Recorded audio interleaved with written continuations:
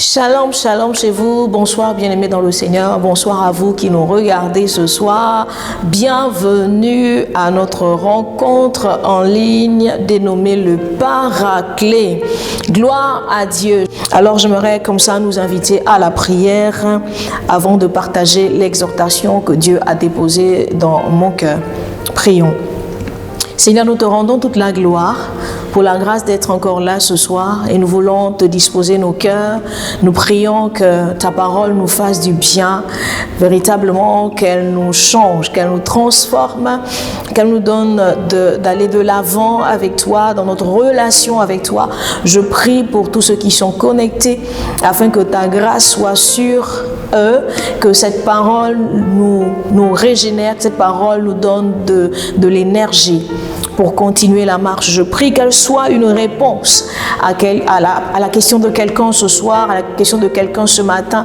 Ça dépend du moment auquel chacun se connecte. Je prie, Seigneur, que ta faveur et ta bénédiction nous soient encore pleinement accordées en cet instant au travers de ta parole. C'est dans le nom de Jésus que nous avons prié. Amen. Bien-aimés dans le Seigneur, à vous qui nous regardez, j'aimerais partager avec vous une exhortation autour du thème « Vos droits d'alliance ». Vos droits d'alliance. Alors, ce qu'il faut savoir, c'est que l'alliance dans laquelle Christ nous a introduits est une alliance qui nous garantit des droits.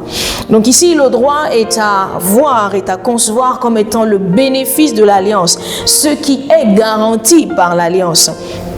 En effet, l'alliance est l'accord entre deux personnes ou deux parties ou plusieurs parties. Les parties s'engagent l'une envers l'autre à respecter un certain nombre de règles, à mettre en œuvre une certaine attitude pour pouvoir qui garantissent non seulement des droits, mais ces droits également qui font appel à des devoirs. Dans l'alliance biblique, bien aimé, celui qui est le plus fort est le souverain. Donc, dans ce cas précis de figure, il s'agit de Dieu qui s'engage à protéger le sujet, qui lui, le sujet donc, s'engage à obéir au souverain ou à respecter ses règles. En Christ, nous avons été introduits dans une alliance excellente qui nous donne des droits inaliénables, bien aimés, des droits inaliénables. Des droits inaliénables. Depuis Abraham jusqu'à Christ, jusqu'à ce que nous soyons appelés pour l'éternité.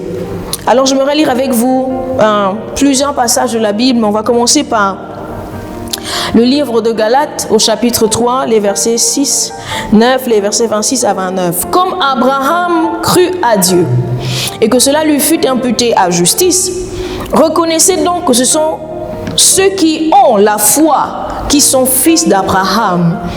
Aussi l'Écriture, prévoyant que Dieu justifierait les païens par la foi, a d'avance annoncé cette bonne nouvelle à Abraham. Toutes les nations seront bénies en toi.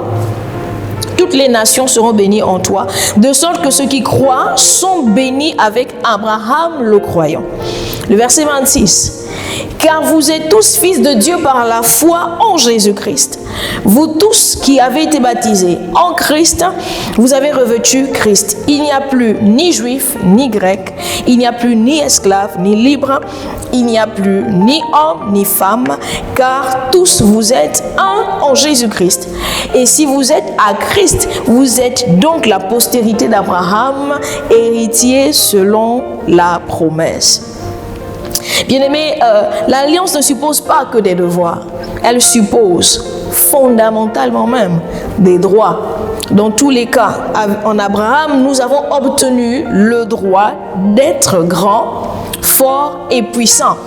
Notre seul devoir étant d'obéir à Yahweh, de faire de lui notre Seigneur, et lui, en retour, nous assure sa protection. L'alliance inaugurale entre Dieu et Abraham était une alliance excellente. Alléluia. Et donc, en Abraham, père de la multitude dont nous sommes, la grandeur est notre héritage. En effet, rappelons-nous que Dieu nous nous a fait la grâce d'entendre, de comprendre que cette année, il nous appelle à vivre de sorte à devenir de plus en plus grand, de plus en plus puissant et de plus en plus fort.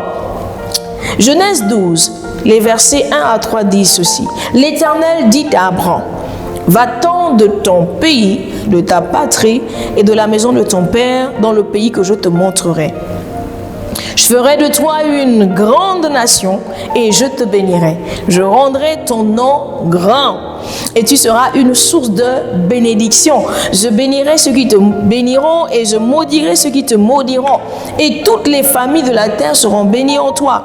Écoutez, être grand, c'est d'abord connaître ses droits, bien-aimés dans le Seigneur. Être grand, c'est d'abord connaître ses droits.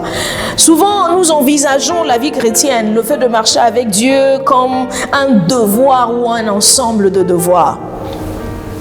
En Christ Jésus, ce n'est pas d'abord un devoir, ce n'est pas un ensemble de devoirs. Nous sommes dans une alliance de grâce, celle qui a été inaugurée avec Abraham. Et si notre perception changeait, bien-aimés, si finalement la vie en Christ, c'est avoir le statut de fils de Dieu, si simplement la vie en Christ était de comprendre le statut de fils de Dieu, beaucoup de choses changeraient. En effet, Jean le chapitre 1, les versets 12 à 13 disent « Mais à tous ceux qui l'ont reçu, à ceux qui croient en son nom, elle a donné le pouvoir de devenir enfants de Dieu, lesquels sont nés, non du sang, ni de la volonté de la chair, ni de la volonté de l'homme, mais de Dieu. Par nos efforts, nous ne pouvons pas changer de statut, bien-aimé. Être enfant de Dieu est un droit d'alliance. Être enfant de Dieu est un droit d'alliance. Être une source de bénédiction, comme il a dit à Abraham, n'est pas un devoir dans le cadre de cette alliance, mais un droit. Si Abraham quitte sa patrie, Dieu fait de lui une source de bénédiction. Parce que nous avons décidé de marcher à la suite de Christ, frères et sœurs, nous sommes une source de bénédiction. En réalité, ce ne sont pas nos efforts qui nous qualifient à être une source de bénédiction. Introduit dans l'alliance en Christ Jésus, c'est notre nature d'être des sources de bénédiction. C'est notre nature d'être des sources de bénédiction. Fils et filles d'Abraham par la foi, nous sommes de la lignée de sources de bénédiction. Et oui, être puissant est un droit d'alliance. Bien-aimé, Jean 17, 1 à 7, lorsqu'Abraham fut âgé de 99 ans, l'Éternel apparut à Abraham et lui dit, je suis le Dieu Tout-Puissant, marche devant ma face et sois intègre, j'établirai mon alliance entre moi et toi et je te multiplierai à l'infini. Abraham tomba sur sa face et Dieu lui parla en disant, voici mon alliance que je fais avec toi, tu deviendras père d'une multitude de nations, on ne t'appellera plus Abraham mais ton nom sera Abraham, car je te rends père d'une multitude de nations, je te rendrai fécond à l'infini, je ferai de toi des nations et des rois sortiront de toi. Verset 7, j'établirai mon alliance entre moi et toi et tes descendants après toi, selon leur génération. Ce sera une alliance perpétuelle en vertu de laquelle je serai ton Dieu et celui de ta postérité après toi. Marcher dans l'assurance, bien-aimé, est un droit d'alliance parce qu'il dit encore, l'Éternel dit encore à Abraham en Genèse au chapitre 15, ne crains point, verset 1, ne crains point, je suis ton bouclier et ta récompense sera très grande.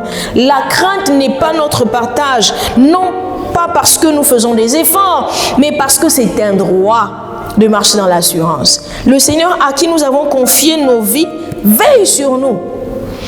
C'est pour cela que sa parole déclare en Psaume 91, verset 3 à 8, car c'est lui qui te délivre du filet de l'oiseleur, de la peste et de ses ravages, il te couvrira de ses plumes et tu trouveras un refuge sous ses ailes, sa fidélité est un bouclier et une cuirasse.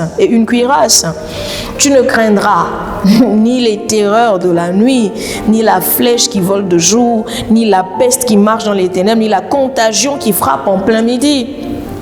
Verset 7, comme 1000 tombent à ton côté et 10 000 à ta droite, tu ne seras pas atteint. De tes yeux seulement, tu regarderas et tu verras la rétribution des méchants. Bien-aimé, marcher dans l'assurance est un droit d'alliance. Être une source de bénédiction est un droit d'alliance. Être épargné de la maladie, de l'épidémie est un droit d'alliance. Être épargné d'un quelconque fléau est un droit d'alliance. Ce n'est pas par nos devoirs que nous obtenons ces choses, mais nous avons été introduits dans une alliance parfaite, excellente en Christ, et nous bénéficions donc des fruits de l'alliance. Éphésiens 2, les versets 4 à 10, disent « Mais Dieu, qui est riche en miséricorde, à cause du grand amour dont il nous a aimés, nous qui étions morts par nos offenses, nous a rendus à la vie avec Christ. C'est par grâce que vous êtes sauvés.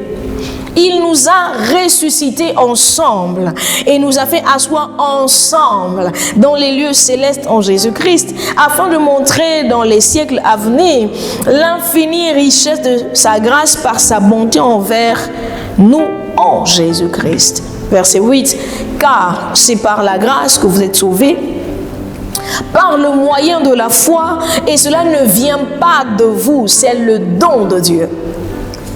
Ce n'est point par les œuvres, afin que personne ne se glorifie, car nous sommes son ouvrage ayant été créés en Jésus-Christ pour de bonnes œuvres que Dieu a préparées d'avance afin que nous les pratiquions. » Nos droits d'alliance sont des dons que nous bénéficions du Seigneur qui est notre souverain.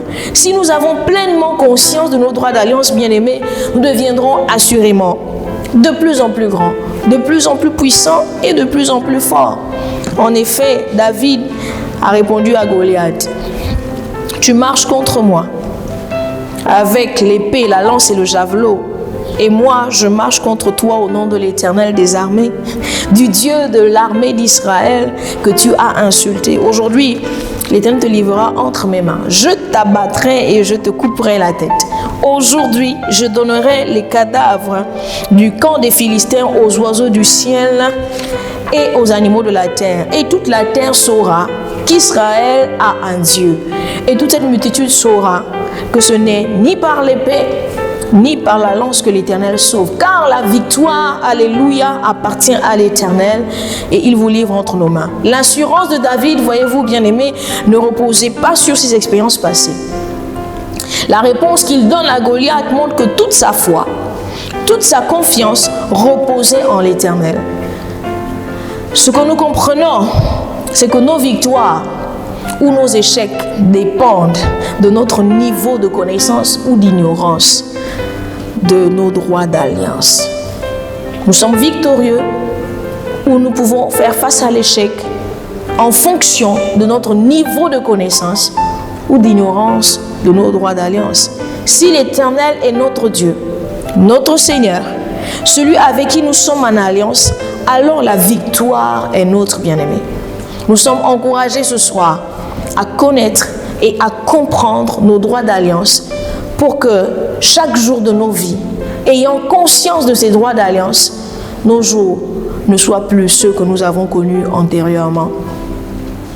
Soyons encouragés à comprendre la bénédiction que nous avons en Christ Jésus. Je nous invite à la prière. Seigneur notre Dieu, donne-nous de connaître et de comprendre nos droits d'alliance. Nous voulons marcher comme des fils et des filles d'Abraham, des fils et des filles introduits dans une alliance parfaite en Christ Jésus. Nous ne voulons pas baisser la tête devant les épreuves. Nous voulons la lever et marcher en toute assurance et marcher en toute confiance, sachant que tu es le souverain qui veille sur nos vies. Laisse que toute la gloire te revienne à notre Père. Dans le nom de Jésus, nous avons prié. Amen. Demeurez bénis, bien-aimés, et que le Seigneur soit glorifié dans nos vies. Excellente soirée, excellente journée pour ceux qui se connectent en journée. Dieu nous bénisse.